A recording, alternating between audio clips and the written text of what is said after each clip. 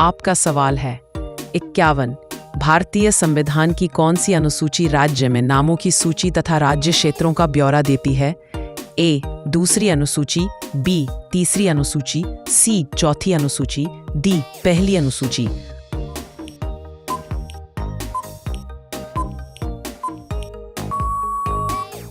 आपका सही जवाब है डी पहली अनुसूची।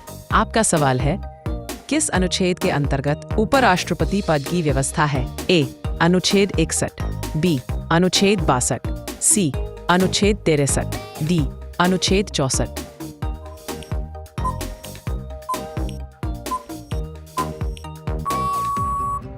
आपका सही जवाब है सी अनुच्छेद 63।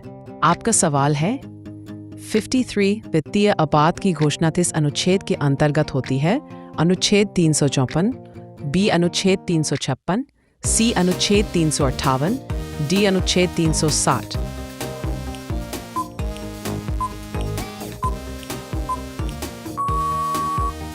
आपका सही जवाब है डी अनुच्छेद 360। आपका सवाल है 56। राष्ट्रीय पिछड़ा आयोग का गठन किस अनुच्छेद के अंतर्गत किया जाता है? अनुच्छेद 335, अनुच्छेद 828, अनुच्छेद 340, अनुच्छेद 342।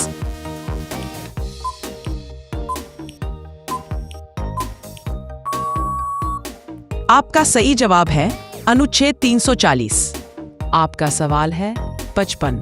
भारतीय संविधान में कुल कितने अनुच्छेद हैं?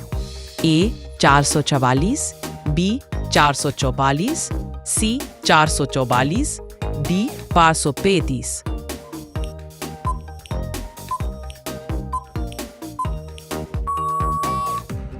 आपका सही जवाब है ए 444। आपका सवाल है 56। भारतीय संविधान के किस अनुच्छेद में यह लिखा है कि भारत राज्यों का एक संघ होगा? ए अनुच्छेद 1, बी अनुच्छेद 2, सी अनुच्छेद 3, डी इनमें से कोई नहीं।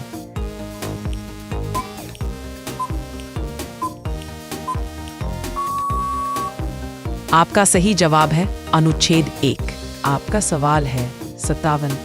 किस अनुच्छेद में नागरिकता संबंधी प्रावधान है? ए अनुच्छेद 5 से 12, बी अनुच्छेद 5 से 13, सी अनुच्छेद 5 से 14, डी अनुच्छेद 5 से 11।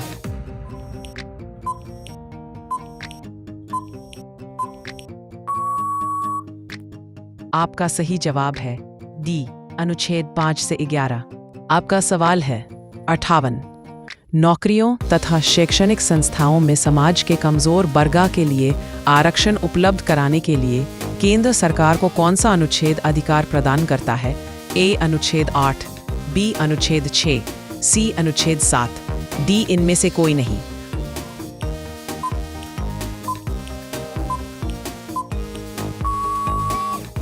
आपका सही जवाब है बी अनुच्छेद 6। आपका सवाल है 59। संविधान के किस अनुच्छेद में राज्य में नीति निर्देशक तत्वों का उल्लेख है? ए अनुच्छेद 36 से 51, बी अनुच्छेद 36 से 55, सी अनुच्छेद 36 से 57, डी अनुच्छेद 46 से 51।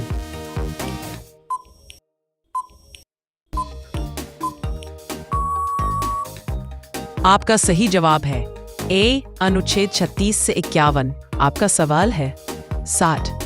महान्यायवादी की नियुक्ति किस अनुच्छेद के अंतर्गत की जाती है? ए अनुच्छेद 57, बी अनुच्छेद 75, सी अनुच्छेद 76, डी अनुच्छेद 78।